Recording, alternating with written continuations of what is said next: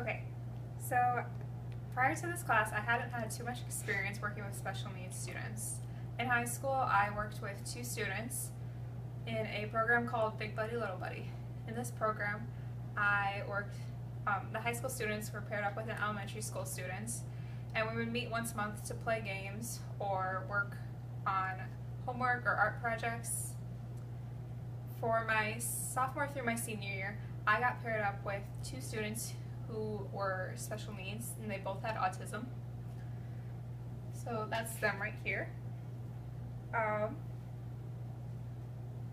And then when I came to school here, I decided I wanted to become a special education teacher or have an emphasis in it at least. So I came here, and then this year I got a placement at a elementary school in Mounds View, and I was placed in a classroom with students who had emotional behavior disorders, and I wasn't super familiar with them,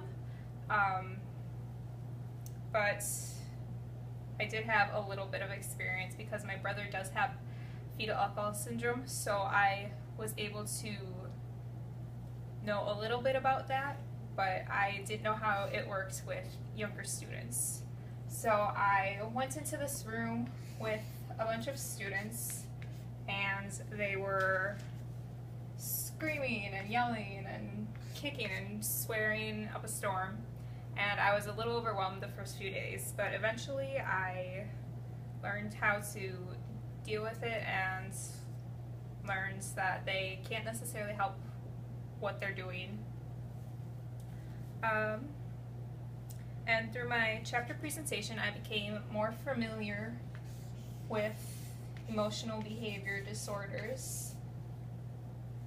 I learned that emotional behavior disorders are characterized by behavior or emotional responses that are unlike what people would normally expect, and that they are 3 different characteristics of it, and that's external behavior, such as being aggressive and impulsive, internal behaviors, being withdrawn, lonely, depressed, and there are also low incidence behaviors, such as schizophrenia. And it's very difficult to teach students with emotional behavior disorders because they do have the educational capacity as normal students, but they just don't necessarily apply themselves, and their emotions do get in the way. One student that I worked with, we will call him Tyler, and he was probably the most extreme student in my class. One of the first days that I was there, he was really aggressive and angry. We were switching in between activities, and he wasn't ready to switch, so he started kicking and throwing things across the classroom and swearing and yelling, and he said that he was done with his school and he was done with class and he was ready to leave. But prior to that, he had been singing and laughing with friends, so it was a really different transition. And he was really angry and really dangerous, and he was scaring a few of the other students. But then one of the pairs in the classroom threatened to call his mom, and then he started crying because he didn't want his mom to know that he was acting out in school. So he was one of the more extreme students, but I also was able to see one of his softer side, because he is a really sweet student. One incident was that he accidentally bumped into my chair one time, and he placed his arm on my shoulder and said, "I am so sorry, Miss Megan." Through this class, I did a functional behavior assessment of his behavior and an IEP, and I was able to give him some goals to work on. Let's see, the next thing that I learned from this class is how technology can help students. The first one is the